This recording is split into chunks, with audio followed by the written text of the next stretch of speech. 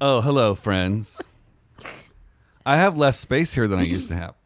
I'm all messed up in my cords. I don't know what's happening now. What's happening right now? I've lost control.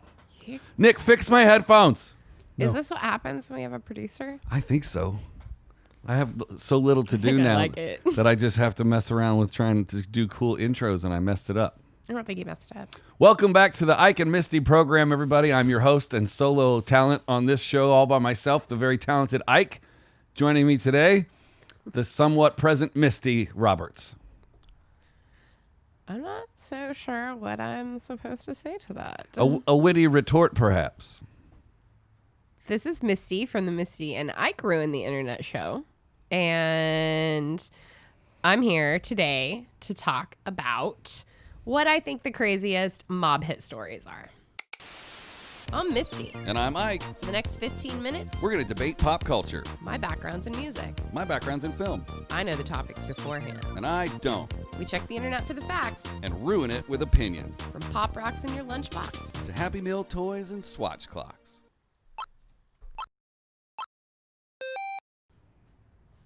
So I'm going to talk about that. Okay. May I join you? Yeah. I okay, guess. great. Yeah. Excellent choice. Yep. Hello, Nick. Hello, Nick. Hello, Nick. Shall we begin with the timer? I think we shall begin. And shall we snap it onto the screen? I think we shall snap it onto the screen. Did it work? I don't know. Awesome. I hope so. Find out in the latest edit. Cool. Great. The most something mafia stuff? The craziest mafia hits. Ooh, like the horse in Scarface? Yeah, kind of like that. I mean, not Scarface. But I mean like real ones, not just ones in the movies. Right. Real weird Yeah. mafia hits. While you're looking it up, I'm gonna kick it off. All right. Okay. Yep. All right. So Angelo Bruno was the head of the Philadelphia crime family for 2 decades. He was named the Gentle Don because instead of killing people, he liked to sit down and talk things out. So he decided at one point to allow the New York City 5 families to start operating in Atlantic City, which was at that point more the domain of the Philadelphia mob. And he would get a percentage of that. And that made his crew very, very angry. And he was killed in 1980. So it was determined that his consigliere, which I think means like his assistant. Oh. Is that what that means? I mean, it's more of an executive assistant. Okay. I mean, it's like, So like his closest bro. God damn it. Anyway, that guy's name was Antonio Caponigro, and he ordered the hit with approval. So they found the body in the trunk of a car in the Bronx, and he had been tortured, beaten, strangled, and repeatedly stabbed and shot. But here's the kicker. His mouth and his butt were stuffed with $300 in dollar bills, a message that he had become too greedy by taking that agreement with the 5 fams. Does it say how much in each part? It doesn't. That's a very interesting question. Yeah. How much, It doesn't say how much. But then, like, how much was his butt worth? and how much was his mouth worth, right? So and yeah. that's where they got Mr. Buttersworth. But it was dollar bills. So 300 in dollar bills, that's a fairly fat stack to shove up someoit's butt and in their mouth. Definitely going more in the butt than in the mouth for sure. Oh, totally. Totally. Someone's going to isolate that. It's true. They will. I'm definitely going more. No. Yeah. Don't isolate that. I'm going to learn how to isolate things just so that I can make a recording. Oh, we talked about this earlier. Let's make it a clip. Let's make it a clip. That is a clip. So anyways, that's pretty yuck, right? Yeah. That's pretty crap. That's a good way to start it out. That's pretty crap. Now, I wonder if they clean the money off. $300 to keep it? $300 back then was a lot of money. In 1980? Never mind. Like, what? Like, not to a mob family.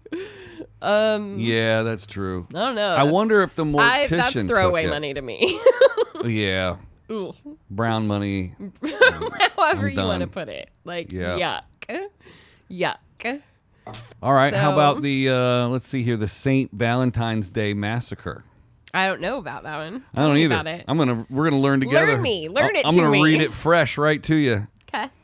No list of mob murders would be complete without the infamous St. Valentine's Day Massacre, the climax of the Chicago gang warfare in the early 20s. The combination of smuggling opportunities during Prohibition and lack of FBI firepower and infrastructure made the Illinois city a playground for mobsters like Al Capone. Looking to control the entirety of the Chicago underworld, Capone was ruthless in taking down his enemies and consolidating his organization. In 1929, Capone's sole remaining competition was George Bugs Moran. And on Valentine's Day of that year, Capone sent 2 of his men dressed as police officers to raid the North Side garage that served as the headquarters for Moran's bootlegging operations. Capone's cops pretended to arrest the 7 Moran mobsters they found there, ordering them to raise their hands and stand facing a wall. But when they turned around, the cops revealed their identity via rounds of Tommy gun fire they unleashed on the men. Bugs himself narrowly evaded murder as he was running 5 minutes late to the garage. Wow. I'm going to start being late to every meeting we have. You should. Ever. Yeah. But he was rendered virtually powerless through the loss of so many cronies. The gruesome murder made Capone the undisputed king of Chicago, but it also led to his downfall. His official marking of public enemy number 1 led to increased efforts to take him down, and federal authorities would eventually nab him for tax evasion. Not for killing 7 dudes! Okay, so there's some stuff to unpack there. Yeah. So the only reason the one dude didn't die is because he was late for the meeting. The he boss. Slept in. Yeah, Bugs. And then he literally got away with a massacre by saying, what? I was in Florida on vacay? No. The guys, Bugs was who they were supposed to kill. He's part of the 7 that were supposed to die. Right. He was late. Right. He's the one that missed out on getting dead. Yeah, but Capone sent those cops over there to kill those guys. Right. Isn't that the massacre, though, that, like, he got away with that massacre because he had an alibi? Well, he wasn't there himself. He sent those cops to do it. I don't know. Yeah, I'm pretty sure that the story, like, that there's a little bit more to that story, that's the one he got away with. Like, they tried to actually put Al Capone in jail for that, but he had an alibi. Like he said, I was on vacay or something to that effect. Like, I was in Florida, I think. If I'm not mistaken, that's the same story. Okay. Yeah, so that makes it even weirder. Like, oh, I was on vacay in Interesting. Florida. Sorry, I couldn't have killed those people. I couldn't have paid other people to kill those people. Oh, God, this one's gruesome. There's some pretty gnarly ones. Well, this one's a still, but I've seen the video. This dude gets like 1,000 rounds in his chest. What? Yeah, and it's on video. Hey, I have a dumb question to ask. Ask just- a dumb guy your dumb question. Just because I don't know much stuff. That should be a segment, by the way. Ask a dumb guy a dumb question? Yes. I have so many dumb questions. Let's go. So many. What's a Tommy gun? Okay. We should pull up a picture. I'll send you a picture. Okay. Because But- I know that's going to come up, like, in a lot of these articles, and I don't know what that is. Like, is it a machine gun? It had a handle in the front and a Okay. handle in the back, and then it had the barrel drum. It was one of the first machine guns. Okay, so it is a machine gun. Yeah, it could hold 100 rounds. Let's see. 100 rounds. Is that 100? That's 100 bullets. How many rounds could a Tommy gun hold? It weighed almost 10 pounds, Holy crap, that's a heavy gun. empty, and fired 45 caliber ammunition. The magazine was either a circular drum that held 50 or 100 rounds, or a box that held 20 to 30 rounds. That's a lot. Yeah, I'm going to text you a picture right now. You've seen these before. Yeah, I'm sure. I think I've seen it. I just, like, I wanted to make sure I understood what it was when I hear, and then they fired Tommy guns. Like, that it was like It's the a continuous, quintessential- like, yeah. shooting. It's the gangster gun Right. from the 20s and 30s. Right.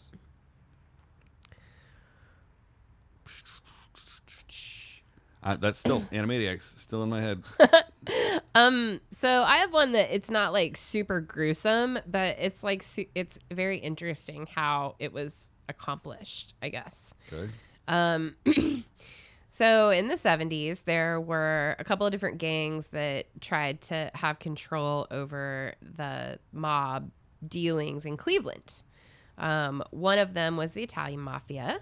And Always. It's freaking Italians, you know what I'm saying? Right. On the other was the Irish Mafia, led by a guy named Danny Greene. So I was hoping you were going to say, oh, Boyle. Because that's very Irish. Maybe Boyle. Can we just call him Danny O'Green? Yeah. Now Okay. you have a picture of a Tommy gun now. Okay, perfect. So Danny O'Green, the Italians and the Irish had to fight each other. And a lot of times what their war consisted of was car bombings. And Danny O'Green himself was connected to about 80% of those car bombings. So all of a sudden he became this like personality in Cleveland.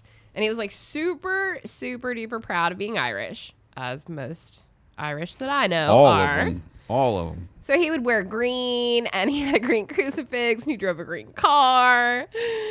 And so in 1977, he went to the dentist, and then he went to go return to his car, and a bomb went off in a neighboring car that killed him. And they called it a Trojan horse attack. Wait, they blew up the car they next to him? didn't blow up his car to kill him. They knew that people would have their eyes on that car or whatever. So they put the bomb in another car, had someone drive that car up, leave, so that car blew up close enough to his car to kill him. So smart. Trojan horse attack. Wow. Right? Yeah. That's pretty good. That's a good one. Yeah. Yeah. Yep. That's probably like... like I said, it's not necessarily as brutal as what a lot of these are, but super smart. Yeah, I like that. What's up next? I mean, sorry, Facebook's okay. telling us that our ad's running, and I know it's not. Well, I just looked it up. Al Capone did have an airtight alibi because he had been called in for questioning by Dade County solicitor in Miami. To your point about the Miami thing, I was on vacay in Florida during the time of the massacre, meaning he was basically already in custody for questioning. How smart. He got himself in trouble Yep. to get interviewed so that he would not Yes. be tied. That's genius. Nick Pyatt, ladies and gentlemen. Claps Producer and Nick. snaps for Nick. Claps and snaps and claps and snaps. Claps and snaps. Clap, and claps. snaps. Claps and snaps. That's actually like super smart. I mean, I'm surprised that more of them didn't do that more often to get out of things. Huh. Yeah, but you never know if they hit you for something else while you're in there. True. But I would think that you'd be like, if you were smart enough to figure out to get questioned for something, you'd make sure that it was something that you also had ways out of. Right? They're smart. Yeah, like you steal a pack of cigarettes or something. Right. Yeah. Interesting. And then you pay for them, and then you have an alibi. And, Right. I didn't really steal them, Kappa. And they're like, where were you? And I was right here with you, Kappa. I was right here the whole time. Wow. I clicked on a Pinterest that said 752 mafia murder ideas. I love that there's a Pinterest board for that. It's just literally a bunch of dead people in their cars or at the barbershop. What? Like, I haven't seen... Why was it a barbershop thing? Like, the people always got whacked at the barbershop. You're super vulnerable when you're getting a shave. Like, you're... Oh, yeah, your neck's there. So, like, Yeah. So, and Right. the barbers are smart enough to get the hell out of the way. And they're not generally after the barbers because the barbers are paying protection money. Mm-hmm. That's a whole thing that I've never, Oh, that protection? baffles me, protection money. You want to get into it? Yeah, we can. We got 3 minutes. We can make a whole day out of it tomorrow about Do protection. we only have 3 minutes? That's the clock right there. It's just... Oh, because I'm... I'm so dumb. I was going backwards. Oh, you thought I was counting down? I was like, we have 12 minutes left. Wow. I'm so dumb. We can make it count down. No, it's okay. I just the last time I was like, wow, that wrapped up really fast. That's why, because I was thinking of the opposite. Protection money. So when you are a small business owner in the 30s and 40s, you pay, there are areas of town that certain mafiosos run, and you pay them money so that nobody can hurt your business, like rob, steal, attack people in front of your building. The official Wikipedia definition. Okay. A protection racket is a scheme where a potentially hazardous group guarantees protection from violence, looting, raiding, piracy, and other threats posed by them outside the sanction of the law to that doesn't make any sense. Businesses, individuals, and other entities and groups that pay them in cash or kind. So basically, you start having a problem, and then you go, "Oh, Uncle Paulie, they're messing with my store. Right. You got to take care of it." And Paulie says, "I don't know what I could do about it. What do you want me to do about it? I don't know." And then he's like, "You know what? I'll have some of the guys take a look at it, right?" And all the while, it was Paulie's guys messing with your freaking store in the first place. Right. Because Uncle Paulie's a scumbag. Right. Which then, yeah, like trying to get you to pay money to protect. I have another dumb question for what, as you said, dumb question for a dumb guy. Piracy. Like what? How's that involved in the mafia? Like, I think like, the ships and whatever. They are the mob is the pirates on land. No, when they're talking about mafia piracy, they're talking about like ripping off intellectual properties, bootlegging tapes and cassettes and things like that. Piracy. Like, they have cassettes back then? In the 80s, I don't know, CDs Oh, the now. 80s, yeah. It's piracy of the intellectual property. Not of the high seas. There's no like Captain Hook of the mafia. Yeah, no. I'm going to have to do some reading into that later. What piracy are you talking about? Well, what you just read said something about protection against piracy. And when I think most of these mafia families, I think obviously like 30s and 40s. So I'm not thinking like current day. I think you can piracy something on dry land. Let's look up the word. Oh, totally, you can. What's the definition of piracy? And then we got to get out of here. It's been 15 minutes. Yeah, I just can't figure out. Like piracy is almost like when you're, copying something or stealing the intellectual rights to it. Yeah. I just try and figure out how that applies to things the mafia would be protecting. The practice of attacking and robbing ships at sea, a practice similar to piracy, but in other contexts, especially hijacking, is air piracy, and the unauthorized use or reproduction of another's work is software piracy. Maybe it was like bootlegging piracy and things like that. They did People's proprietary blends of things. Well, they would, they would take booze on boats down south during Prohibition. Maybe it was real piracy. And I'm sure tobacco sales back then would have been legal. A big deal, a really big deal. Like proprietary blends of things cigars that you could only get a certain in Cuba. blend. In Cuba. Okay. All right, we got to go. That makes sense. All right, unless it's Friday. We'll see you tomorrow. Thanks, Nick. Okay, bye. Bye. Bye.